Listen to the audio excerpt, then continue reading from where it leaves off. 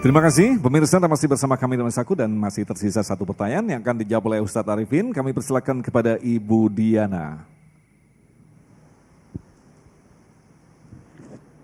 Assalamualaikum warahmatullahi wabarakatuh.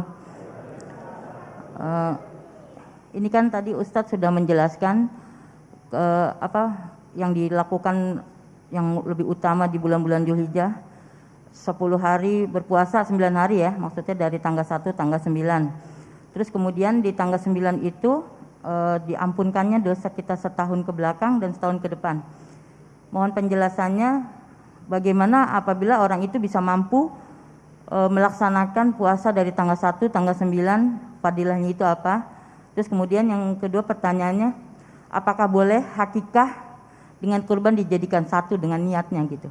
Mohon penjelasannya Ustadz. Terima kasih. Assalamualaikum warahmatullahi wabarakatuh. Assalamualaikum warahmatullahi wabarakatuh. Silakan, Gus Kiai Arifin. Ya, puasa bulan Dzulhijjah. Tadi udah banyak kita bahas ya tentang puasa tanggal 1 sampai tanggal 9. Dan tanggal 9 itu keutamaannya adalah dibebaskannya atau diampuni dosa. Ya, diampuni dosa setahun sebelum dan setahun sesudah. Nah, bagaimana dengan yang lain? Puasa yang lain ini puasa di hari yang mulia gitu. Yang nilai pahalanya kalau ditanya keutamaan, yang nilai pahalanya kata Nabi SAW tidak sama dengan puasa dimanapun. Tentu yang sama-sama sunnah. Ya, karena kalau kita bicara dibandingkan dengan yang wajib pasti beda. Tapi dengan yang sama sunnah, di sunnah manapun ini yang paling baik. Gitu. Karena apa? Di hari yang terbaik. Walaupun tidak ditentukan harus semuanya. Tadi Kiai bilang 1 sampai 9. Kalau nggak bisa Senin, Kamis, 8, 9. Kalau tidak, 9. Tapi yang 9 jangan, karena ada apa? Kafarah lidzunub, pembebasan atau penghapusan dosa, pengampunan dosa. Kenapa? Karena di tanggal 9-nya itu, di hari Arafah itu Allah Subhanahu wa taala paling banyak mengampuni hambanya dari siksa neraka. Ma min ayyamin aktsar an yu'tikallahu 'abdahu minan nar min hadhil ayyam. Tidak ada hari dalam 1 tahun itu Allah Subhanahu wa taala lebih banyak mengampuni hambanya dari siksa neraka kecuali di hari Arafah. Ada 2 pendapat yang mengatakan dan menafsirkan hadis ini. Satu adalah mereka-mereka yang wukuf di Arafah. Berarti yang wukuf di Arafah yang dapat jaminan pembebasan dari api neraka. Ya. Tapi kalau dilihat dari redaksi hadisnya tidak ada hari yang Allah lebih banyak mengampuni hambanya atau membebaskan hambanya dari api neraka. Kalau yang di Arafah mungkin hanya 1 juta atau 2 juta orang. Tentu dibandingkan dengan umat Islam yang sekian miliar, jadi nggak banyak itu. Makanya ada beberapa yang menafsirkan yang di Arafah dan yang di luar Arafah yang berhak untuk mendapatkan itu. Maka kita berjibaku untuk mendapatkan itu. Ya, bagaimana kita menghiasinya? Di antaranya puasa, lalu diperbanyak istighfar dan taubat di hari-hari menjelang hari Arafah itu, sehingga nanti di hari Arafah ketika keluar putusan dari Allah Subhanahu wa taala dari hamba-hambanya ya, yang mendapatkan pengampunan dosa, dimasukkan pembebasan dari api neraka, nama kita disebut di situ. Nama kita disebut di situ. Dan itu harus menjadi goal kita itu.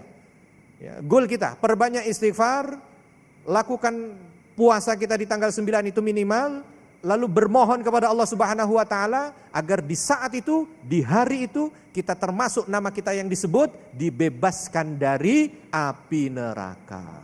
Tidak ada yang lebih mulia dalam hidup ini yang pernah kita dapat kecuali itu Bapak dan Ibu.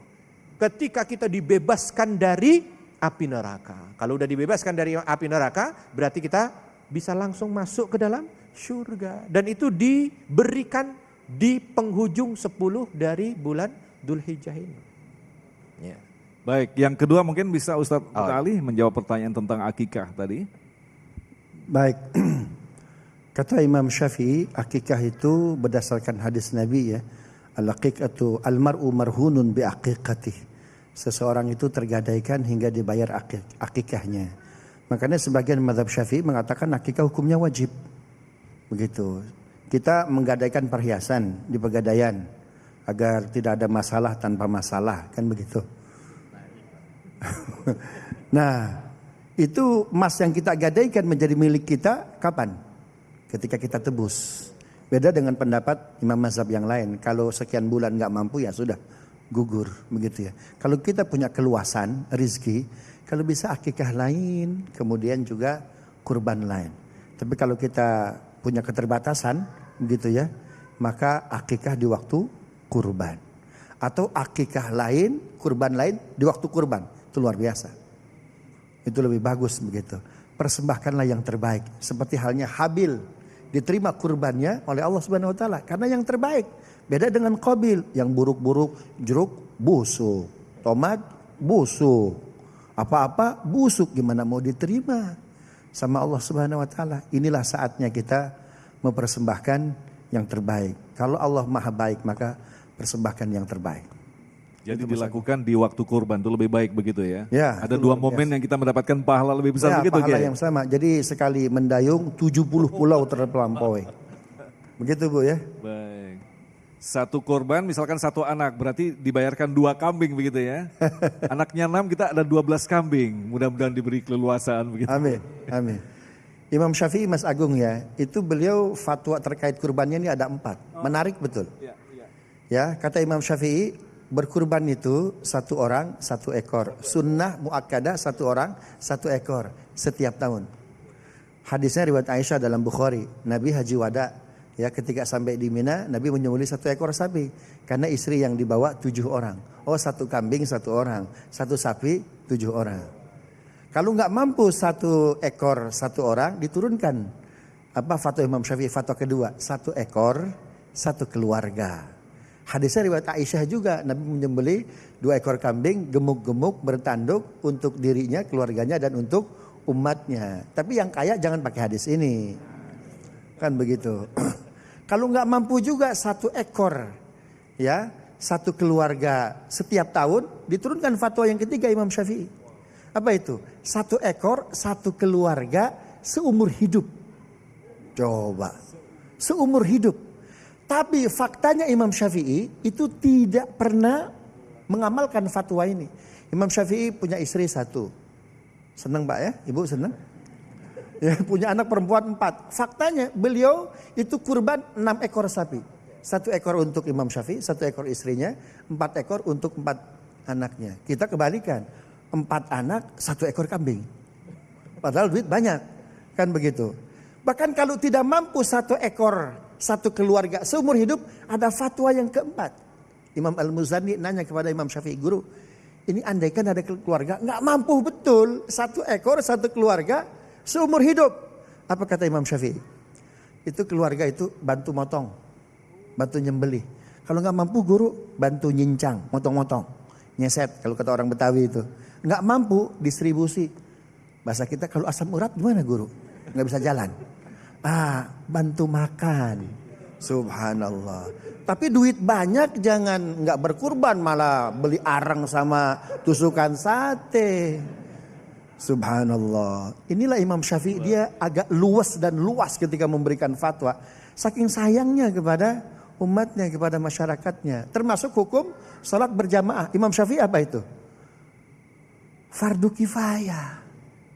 Makanya di Indonesia barangkali ya masjid di kita termasuk An-Nur nih penuh nggak nih subuh? Karena Syafi'i betul. Udah ada yang mewakili katanya nih ketua DKM-nya katanya. Subhanallah. Itu saking sayangnya itu Imam Syafi'i ya. Wallahu a'lam bishawab. Baik, terima kasih Kiai Muta'ali, Ustadz Arifin yang telah berbagi ilmu dalam kesempatan kali ini. Insya Allah apa yang telah kita dapatkan, apa yang telah kita simak tadi tentu saja menjadi bahan bagi kita untuk memperbaiki pemahaman kita bahwa ternyata bulan ini pun sangat istimewa dibanding dengan bulan-bulan lainnya. Mudah-mudahan kita diberikan kelapangan oleh Allah, yang belum melaksanakan haji akan dimampukan oleh Allah dengan caranya Allah. Tentu saja, insya Allah. Tetaplah bersama kami, Damai Indonesiaku.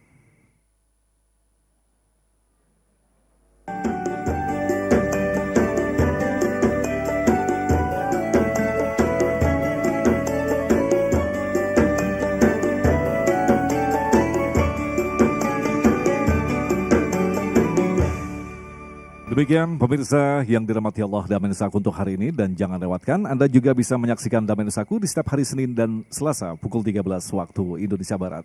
Agung Gizul Haq dan kerabat kerja Damai Indonesiaku serta pendukung acara ini, Sarung Wadimor, tentu Sarung kita mengucapkan terima kasih atas perhatian Anda. Assalamualaikum warahmatullahi wabarakatuh.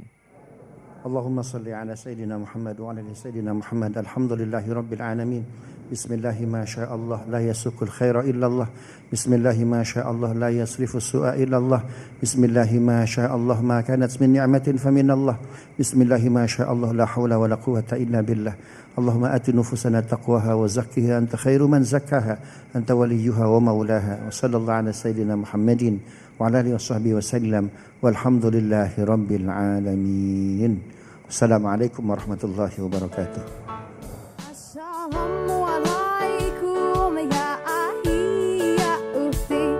Assalamualaikum ya ahi ya ukhti. Salam salam hai saudaraku. Semoga